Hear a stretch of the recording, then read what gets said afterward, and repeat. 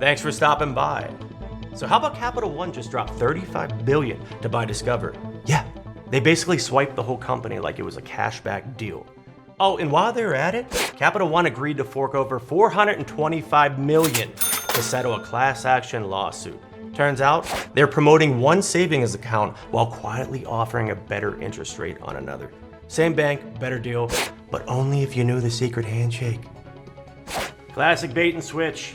And investors? Buffett just trimmed his stake.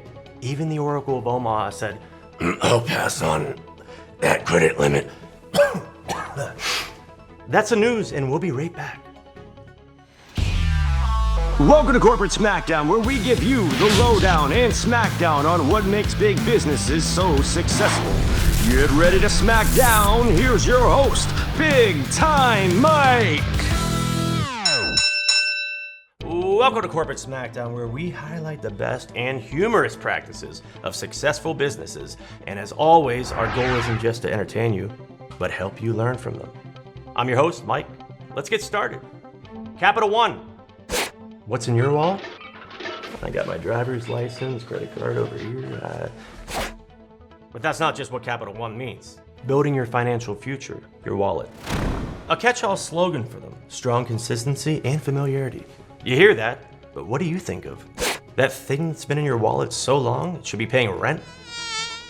If you're looking for a branch or a local building to walk into, you may not find that so easy. Why?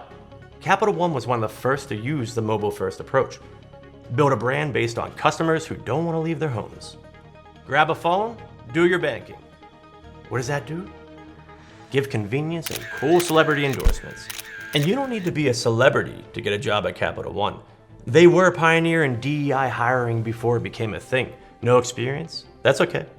They take pride in hiring from non-traditional background because diversity is key.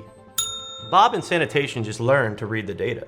Now he's cleaning house and sales, kicking ass, and taking names. But none of that is as key as customer focus. They market to what the customer needs. Need a credit card for your online shopping habits? No worries, they got you covered.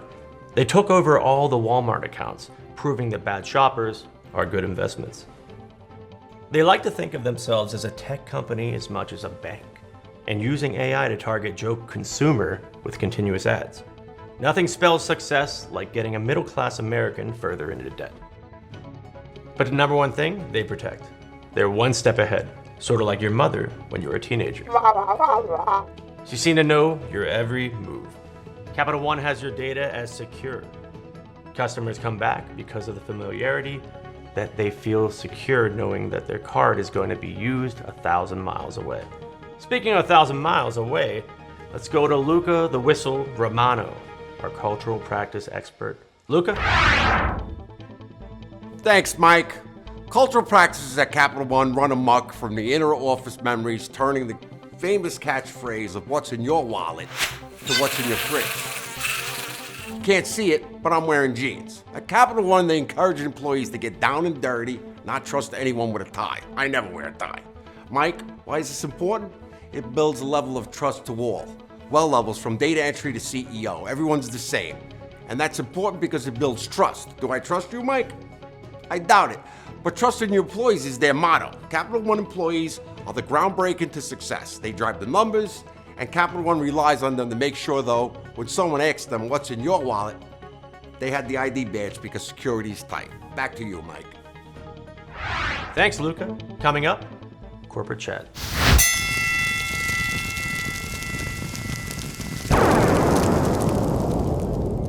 All right, we're now back with Coach Doug the Mug. Beyond reproach, beneath suspicion, above your pay grade. It's Corporate Smackdown time. Coach Doug, what's the key point you want to make today on Capital One? All right, team, listen up. Today's drill, customer needs. You know, the people with the wallets. Yeah, them. Now take Capital One. They didn't just ask, what's in your wallet? For fun.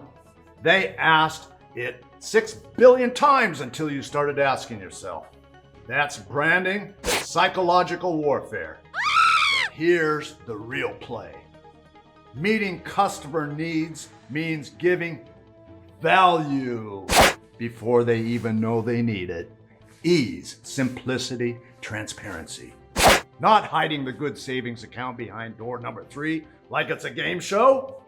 If your customer finds out there was a better deal than you didn't tell them about, you don't get loyalty. You get lawsuits. Final whistle here. If you want to win in business, don't just get in the wallet. Earn your spot. Now hydrate and don't forget to auto pay. And that's it for Corporate Smackdown. Like what you see? Like and subscribe. Until next time.